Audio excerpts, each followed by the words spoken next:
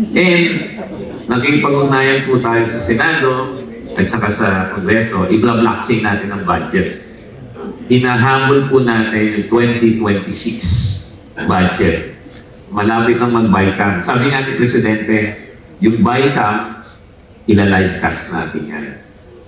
Hindi enough na ila-livecast mo. Kung Facebook man yan o saan, kailangan after mo ma-livecast, ilalagay natin sa blockchain. Bakit ilalagay natin sa blockchain? Alam niyo na po, para hindi na mabura. Para pag nahanap mo na yung first love mo, meron kayo forever. Forever na sa blockchain na yan.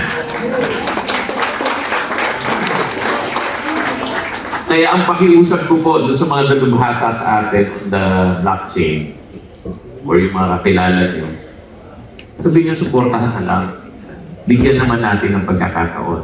Hindi ba yung nagsisimula pala, nag-enjoy na lahat na itutulak natin mawala ng korupsyon? Huwag nyo nang pigilan. Subukan lang natin. Pag hindi gumana, kasalanan ko. Pag gumana, makikinabang po tayong lahat. Sakyanan nila. Itulak natin. Dahil yung dating pamamaraan, sabi nga nila, kay Einstein, diba? The definition of insanity is doing the same thing over and over again, expecting a different result. Ibahin naman po natin ang kwento ng Pilipinas.